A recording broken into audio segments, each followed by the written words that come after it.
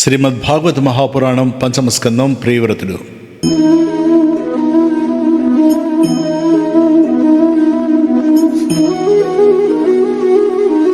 సుఖయోగీంద్రుడు భగవత్ కథలు, భగవద్భక్తుల కథలు నిర్విరామంగా చెప్తున్నాడు. పరీక్షిత్ మహారాజా, బ్రహ్మని స్వయంభువు అంటారు. బ్రహ్మ నుంచి పుట్టిన మనువుని స్వయంభు మనువు అన్నారు. ఆ మనువుకి ప్రియవ్రతుడు, ఉత్తానపాదుడు అని ఇద్దరు కుమారులున్నారని చెప్పాను. విదురుడికి మైత్రుడికి మధ్య జరిగిన సుదీర్ఘ సంభాషణ రూపంలో నీకు ఉత్తానపాదుడి వంశాన్ని వర్ణించాను. ఆ వంశంలో ఉత్తానపాదుడి నుంచి దక్షుడి వరకు ఉన్న మహాత్ములందరి గురించి చెప్పాను. ఇక మనువుకి మరొక కుమారుడైన ప్రియవ్రతుని గురించి, అతడి వంశం గురించి చెప్పాను. ఇతడికి నారదుడు బ్రహ్మజ్ఞానం ఉపదేశించాడు. దాని వలన ఇతడికి రాజ్యమన్నా, రాజభోగాలన్నా, వివాహమన్నా, సంతానమన్నా ఏమాత్రం ఆసక్తి లేకుండా పోయింది. అయినా అతడు రాజ్యం పరిపాలించాడు, రాజభోగాలు అనుభవించాడు, వివాహం చేసుకున్నాడు, భార్య యందు చక్కటి సంతానం పొందాడు, రాజ్యం పుత్రులకు పంచి ఇచ్చాడు. చివరికి ఈశ్వరుడిలో ఐక్యమయ్యాడు. ఇంతలో పరీక్షిత్తుకి సందేహం కలిగింది. మహర్షి, ప్రియవ్రతుడికి ఆత్మతత్వం తెలిసిందన్నావు, వైరాగ్యం వంటపట్టిందన్నావు. అయినా అతడు ప్రతి జీవి కోరే సామాన్యమైన సుఖాలలో తగులుకున్నాడన్నావు.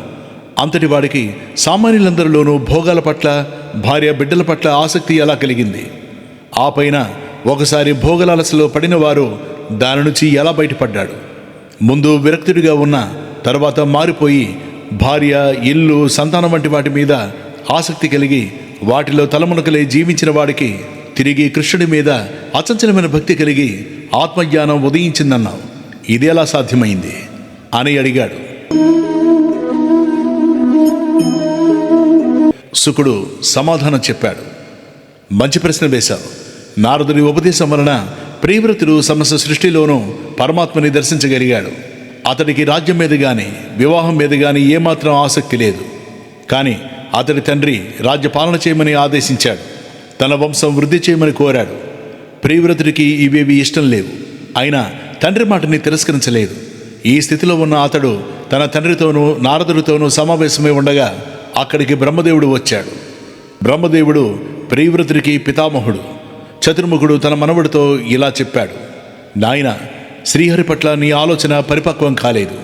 ఈ విశ్వమంతటిని పాలించేవాడు శ్రీహరి ఒక్కడే. నువ్వు గాని, నేను గాని, ఈ నారదుడు గాని ఆ శ్రీహరి సంకల్పం ప్రకారమే జీవితాలు గడుపుతాం. మొక్కుకు తాడు కట్టి లాగుతుంటే ఎద్దు యజమాని వెనక ఎలా పెడుతుందో అలాగే మనం శ్రీహరి సంకల్పం ప్రకారమే జీవితాలు గడుపుతాం. వేరొకలా నడుచుకోలేము. జీవుడు పొందే జన్మతో పాటు అతడు అనుభవించవలసిన సుఖము, భోగము, జ్ఞానము, దుఃఖము, శోకము, మోహము నిర్ణయించబడతాయి. వాటిని అనుభవించడం ఏ జీవికైనా తప్పదు. దుఃఖం వద్దనుకున్నా దానిని అనుభవించడం తప్పదు. అలాగే సుఖం వద్దనుకున్నా దానిని అనుభవించడము తప్పదు. మానవుడికి 6 అంతఃశత్రువులు ఉన్నారు. కామ, క్రోధ, లోభ, మోహ, మదమాత్సర్యాలు 6 అంతఃశత్రువులని కొందరంటారు. 5 జ్ఞానేంద్రియాలు, మనస్సు 6 శత్రువులని మరికొందరంటారు. ఈ శత్రువులకు లొంగిన వాడికి అరణ్యంలో ముక్కు మూసుకుని కూర్చున్నా శాంతి ఉండదు. ఈ శత్రువులు జయించిన వాడు గృహశాస్త్రములో ఉన్న అతడికి అశాంతి ఉండదు. అందువలన భార్య వద్దు, సంతానం వద్దు, భోగభాగ్యాలు వద్దు అని నిరాకరించడానికి నువ్వెవరివి? ఇవేవి వద్దని ఎక్కడో ఒంటరిగా ఉండడం మాత్రమే గొప్ప సాధన అనే భావం సరైనది కాదు. వీటన్నిటి మధ్య ఉంటూనే అంతఃశత్రువుల్ని జయించడం, శ్రీహరి మీద నిశ్చలమైన భక్తి కలిగి ఉండడమే ఉత్తమమైన సాధన. ఈ లోకంలో ఈశ్వరుడిచ్చిన కర్తవ్యాలు నిర్వర్తించు, రాజ్యం పాలించు, మీ వంశం వృద్ధయ్యాల సంతానం పొందు. ఇవన్నీ నేను చేస్తున్నాను అనుకోకుండా పరమాత్మ నా చేత చేయిస్తున్నాడు అనుకో. నీ తండ్రి ఆదేశం పాటించు అన్నాడు. ప్రియవ్రతుడు శిరస్సు వంచి బ్రహ్మ చెప్పినట్లే చేస్తానన్నాడు. బ్రహ్మ సత్యలోకానికి వెళ్ళిపోయాడు. మనువు ప్రియవ్రతుడిని రాజుగా అభిషేకించాడు. రాజ్యపాలన బాధ్యత అప్పగించాడు. ప్రియవ్రతుడు విశ్వకర్మ అనే ప్రజాపతి కుమార్తె బర్హిష్మతిని వివాహం చేసుకున్నాడు. అతడికి ఆమె యందు 10 మంది కుమారుడు, 1 కుమార్తె కలిగారు. ఆ కుమారుల పేర్లు ఆగ్నేయుడు, యద్మజిహ్వుడు, యజ్ఞబాహు, మహావీరుడు, హిరణ్యరేతసుడు, ఘృతపృష్ఠుడు, సవనుడు, మేధాతిథి, వీతిహోత్రుడు, కవి.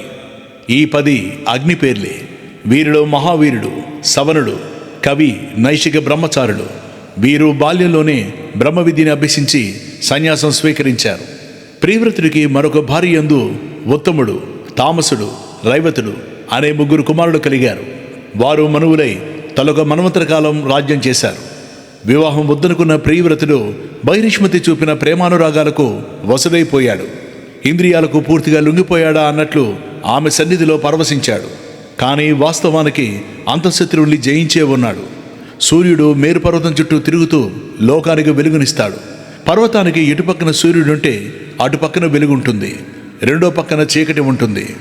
సగం లోకం అలా కొంతసేపు చీకటిలో ఉండిపోవడం ప్రియవ్రతుడికి నచ్చలేదు. అతడు శ్రీహరిని ఉపాసించి మానవాతీతమైన మహిమలు సంపాదించాడు. సూర్యుడి రథానికి ఉన్నంత వేగము, తేజస్సు కలిగిన రథం అతడికి లభించింది. ఆ రథంలో సూర్యుడి వెంట మేరు పర్వతానికి ప్రదక్షిణం చేశాడు. సూర్యుడు పర్వతానికి ఒక పక్కన తిరుగుతూ ఉంటే అంతే వేగంతోనూ తేజస్సుతోనూ ప్రియవ్రతుడు రెండో పక్కన తిరిగాడు. అలా పర్వతానికి 7 సార్లు పరిక్రమణ చేశాడు. సూర్యుడు ఆకాశ మార్గాల్లో వెడుతుంటే ఇతడు భూమి మీద వెళ్ళాడు.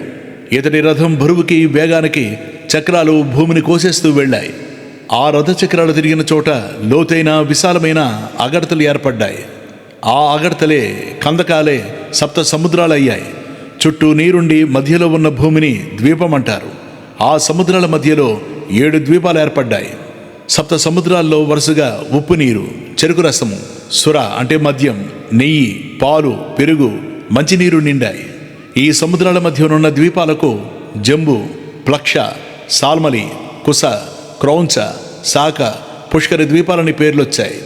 జంబూ ద్వీపం వీటన్నిటికీ మధ్యలో ఉంది. మనం ఇప్పుడు జంబూ ద్వీపంలో ఉన్నాం. జంబూ ద్వీపం చుట్టూ ఉప్పు నీరుంది. ఉప్పునీటి సముద్రం చుట్టూ ప్లక్ష ద్వీపము, దాని చుట్టూ చెరుకు రసం సముద్రం ఉన్నాయి. చెరుకు రసం సముద్రానికి అవతల సాల్మలి ద్వీపం ఉంది. అలా మిగిలిన ద్వీపాలు కూడా ఉన్నాయి. వీటిలో ఒక్కొక్క ద్వీపం విస్తీర్ణం దాని ముందున్న దాని విస్తీర్ణం కంటే రెట్టింపు. జంబూ ద్వీపం విస్తీర్ణం 1,00,000 యోజనాలు, ప్లక్ష ద్వీపం 2,00,000 యోజనాలు, సాల్మలి ద్వీపం 4,00,000 యోజనాలు విస్తీర్ణంతో ఉన్నాయి. అలాగే మిగిలినవిను. జంబూ ద్వీపానికి అగ్నిద్రుడు రాజయ్యాడు. ప్రియవ్రతుడు తన కుమార్తె వర్జస్వతిని శుక్రాచార్యుడికిచ్చి వివాహం చేశాడు. వారికి దేవయాని అనే కుమార్తె పుట్టింది. అలా తాను చేయవలసిన పనులన్నిటినీ పూర్తి చేసి ప్రియవ్రతుడు భవబంధాలను త్యజించాడు. వానప్రస్థాశ్రమం స్వీకరించాడు. అరణ్యానికి వెళ్ళి తపస్సు ప్రారంభించాడు.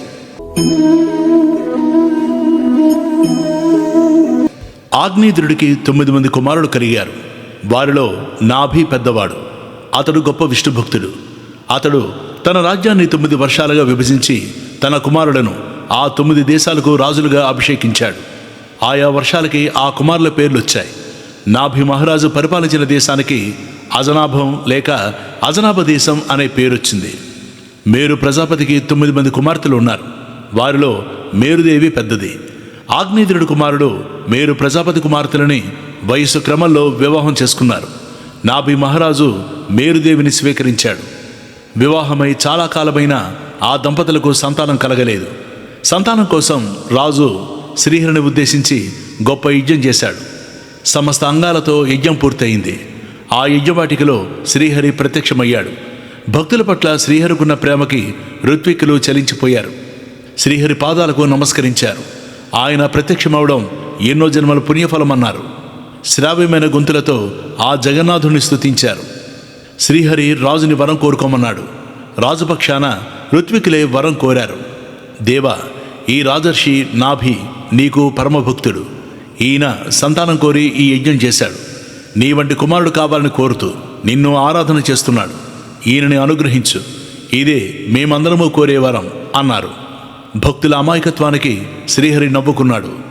ఋషులారా, మీరు అమోఘవచస్కులు. మీరు బాగా ఆలోచించి మాట్లాడినా, వేరేలా మాట్లాడినా మీ మాట పొల్లిపోవడానికి వీల్లేదు. అటువంటి మీరు అసాధ్యమైన వరం కోరారు. నా వంటి కుమారుడు రాజుకి కావాలన్నారు. నాతో సమానమైన వాడు మరొకడు లేడు, ఉండడు.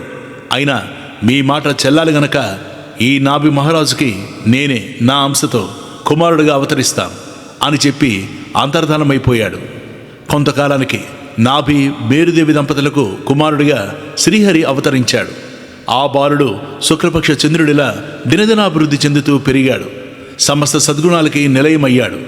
అతడు పురుషులలో శ్రేష్ఠుడు గనక తండ్రి ఆ కుమారుడికి వృషభుడు శ్రేష్ఠుడు అని పేరు పెట్టాడు. నాభి మహారాజు కుమారుడికి రాజ్యాభిషేకం చేసి భార్యతో కలిసి వానప్రస్థాశ్రమానికి వెళ్ళిపోయాడు. కొంతకాలానికి వృషభుడు జయంతి అనే కన్యను వివాహం చేసుకున్నాడు. ఆ దంపతులకు 100 మంది కుమారులు కలిగారు. వారిలో పెద్దవాడి పేరు భరతుడు. అంతవరకు అజనాభ దేశం అని పిలువబడిన ఈ దేశానికి అతడి వలన భారతవర్షం అనే పేరొచ్చింది. వృషభదేవుడు ఎల్లప్పుడూ ఇలా ఆలోచించేవాడు, నాభి మహారాజు కోరిక వలన నేను ఈ లోకంలో మానవుడిగా అవతరించాను. ప్రజలకి విద్యుత్ ధర్మాల పట్ల శ్రద్ధ, ధార్మికమైన జీవితం పట్ల నిష్ఠ కలగజేయడమే ఈ అవతారానికి ప్రయోజనం. నేను ఏ కర్మ చేయనక్కర్లేదు. కర్మలు వాటి వలన కలిగే మంచి చెడులు నాకు అంటావు. అయినా నేను ఈ లోకంలో మానవుడిగా ఉన్నాను కనుక మానవుడిలాగే ప్రవర్తించాలి. నేను రాజుని, అందుచేత ప్రజలందరూ నేను చేసే పనులు గమనిస్తూ ఉంటారు. సామాన్యుడికి నేనెవరో తెలియదు, కానీ నేను రాజుని, జీవితాన్ని ధర్మబద్ధంగా గడిపితేను, వేదవిహితమైన కర్మలు శ్రద్ధాభక్తులతో ఆచరిస్తేను నా ప్రజలు కూడా నన్ను అనుసరిస్తారు. అలా అనుకుని బ్రహ్మచర్యాశ్రమం, గురుకులవాసం, గృహస్థాశ్రమం యథావిధిగా స్వీకరించాడు. అనురాగవతి, అనుకూలవతి అయిన భార్యతో భోగాలు అనుభవించాడు. సంతానాన్ని పొందాడు. యజ్ఞాలు చేశాడు. పుణ్యతీర్థాలు సేవించాడు. తీర్థ విధులు యథాశాస్త్రంగా నిర్వర్తించాడు. విరివిగా దానాలు చేశాడు. అతన్ని ఆదర్శంగా తీసుకుని ఆ దేశ ప్రజలు ఉత్తమోత్తమమైన జీవన విధానం అలవరుచుకున్నారు. ఒకరోజు అనేక మంది ఋషులు ఒకచోట సమావేశమై ఉన్నారు. ఋషభుడు తన కుమారులందరినీ వెంటబెట్టుకుని ఆ ఋషులున్న ప్రదేశానికి వెళ్ళాడు. అక్కడికి ప్రజలు కూడా పెద్ద సంఖ్యలో వచ్చారు. అందరూ వింటుండగా అతడు తన కుమారుడుకు ఇలా సందేశమిచ్చాడు, నాయనడారా, మానవుడు బ్రహ్మచర్యాశ్రమం, గృహస్థాశ్రమం, వానప్రస్థాశ్రమం 3 స్వీకరించాలి. గృహస్థాశ్రమంలోనే తనకు, లోకానికి కూడా మేలు కలిగించే అవకాశం ఎక్కువగా ఉంది. అతిథి దేవుళ్ళని, దేవతలని, పితృదేవతలని సేవించి తరించే అదృష్టం కలుగుతుంది. అయితే ఇంత మంచి గృహస్థాశ్రమంలోనే ఒక ప్రమాదం కూడా పొంచి ఉంది. గృహస్థాశ్రమ జీవితంలో ఇంద్రియ భోగాల అనుభవము ఒక భాగమే. అయితే ఒకసారి రుచి చూశాక తమని వదిలిపెట్టలేక తృష్ణ కలిగించడం ఈ భోగాల స్వభావం. మానవుడు తాను వాటికి వశం కాకుండా వాటిపై నియంత్రణ సాధించడం అవసరం. అది మీరు ఆచరించాలి. అందరికీ ఆ విషయం తెలియజేయాలి. అనేక జన్మలలో చేసిన సత్కర్మల ఫలితంగా ఈ మానవ జన్మ వచ్చింది. ఈ జన్మలో గృహస్థ కామ్యకర్మలు అంటే మంచి సంతానం కోసం ఒక వ్రతం, సంపద కోసం ఒక దీక్ష, వేరొక కోరిక తీరడానికి హోమాలు మొదలైనవి చెయ్యాలి. కానీ తరగని కోరికల వెంట పరుగులు పెడుతూ కేవలం కామ్యకర్తలే చేస్తూ జీవితం గడిపేయడం అవివేకం. నిత్య జీవిత కర్తవ్యాలు నిర్వర్తిస్తూనే భగవద్భక్తిని అలవరుచుకోవాలి. భగవంతుణ్ణి పొందడం, పునర్జన్మ లేకుండా చేసుకోవడం మానవ జీవిత పరమలక్ష్యాలు అని తెలుసుకోవాలి. దీనిని స్వయంగా తెలుసుకోవడం, ఇతరులకు తెలియజేయడం రాజకుమారులుగా మీ కర్తవ్యం. ఒక గుడ్డివాడు ప్రమాదకరమైన ఒక పెద్ద గోతివైపు పెడుతుంటే దయామయుడు అతన్ని ఆపి రక్షించాలి, సరైన మార్గంలో నడిపించాలి. అలాగే మీరు ప్రజలకి మంచి జీవిత విధానం చెప్పాలి. ఇది మీరు దయతో చేసేది కాదు, కర్తవ్య నిష్ఠతో చేయవలసింది అన్నాడు. వృషభుడు తన కుమారుడు భరతుడికి రాజ్యపాలనా భారం అప్పగించాడు. ఆ తర్వాత పరమహంసలు ఆచరించే భక్తి, జ్ఞాన, వైరాగ్య ధర్మాలు తన ప్రవర్తన వలన లోకానికి తెలియజేయాలనుకున్నాడు. సర్వసంగారిని పరిత్యజించాడు. వస్త్రాలు విసర్జించాడు. పొడవైన జుట్టు ముడివిప్పి ముఖమంతా విరవబోసుకున్నాడు. ఆహవనీయాగ్నిని కేవలం భావనతోనే తనలో స్థాపించుకున్నాడు. ఎవరితోనూ మాట్లాడకుండా లోక సంచారం ప్రారంభించాడు. ఒక మూర్ఖుడిలా, గుడ్డివాడిలా, మోగవాడిలా, చెవిటివాడిలా, పిశాచంలా, పిచ్చివాడిలా ప్రజల మధ్య తిరిగాడు. ఎటో చూస్తూ ఉంటాడు. ఏమీ మాట్లాడాడు. తిడితే బాధపడడు. కొడితే నొప్పి అనడు. చేతిలో ఏమైనా పెడితే తింటాడు. లేకపోతే తిండి లేదని బాధపడడు. అవధూత స్థితిలో మానవుడు ఎలా ఉంటాడో లోకానికి తెలియజేయడానికి అలా తన శరీరానికి తనకి సంబంధం లేనట్లు చాలా కాలం ప్రవర్తించాడు. ఒకరోజు అతడొక అడవి గుండా వెడుతున్నాడు. ఉన్నట్లుండి గాలి చాలాసేపు బలంగా వీచింది. వెదురు పొదల్లో వెదుళ్ళు ఒకదానితో ఒకటి వేగంగా రాసుకుని నిప్పు పుట్టింది. అది కార్చిచ్చయింది. వృషభుడు ఆ కార్చిచ్చులో చిక్కుకుని శరీర త్యాగం చేశాడు. శాంతాకారం భుజగశయనం पद्मनाभं सुरेशं विश्वाकारं गगनसदृशं मेघवर्णं शुभांगं लक्ष्मीकान्तं कमलनयनं योगिहृद्यानगम्यं वन्दे विष्णुं भवभयहरं सर्वलोकैकनाथम्